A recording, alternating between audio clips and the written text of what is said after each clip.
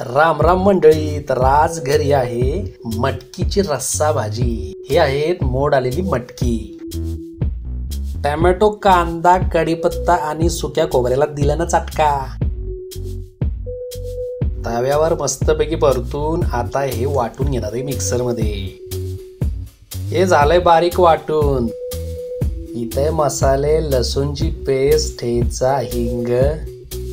Cooker मध्ये तेल गरम करून त्यात कढीपत्ता आणि काही मसाले आईने टाकलेले आहेत. आता याला आपण मिक्स करून घेत आहोत. गारा गारा गारा.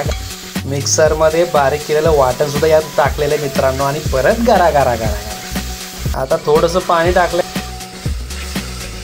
आता आले बघा मोड आलेली मटकी या कुकर मध्ये. कुकर मध्ये पडली मटकी आणि काय परत सुरू झालं. हा, गरा गरा गरा गरा. सगळं कसं मस्तपैकी मिक्स झालं पाहिजे. आता यामध्ये व्यवस्थित पाणी टाकले जेणेकरून मटकी मसाला मस्त तरंगतील, पोहतील. आता यामध्ये टाका चवीनुसार मीठ. आता सगळं व्यवस्थित एकजीव करून घ्यायचं. आता कुकरला झाकण लावून मस्तपैकी शिजून आपली भाजी तयार झालेली आहे. आता आपण ह्याला व्यवस्थित डिश मध्ये सर्व करूया. अहो राहिलंच की कशावर खायचं. चला फुलके. फुलकेला तव्यावर टाकलं, जी फोडी आली त्यानंतर जे टमकन फुगली गॅसवर, मग घेतलं खायला.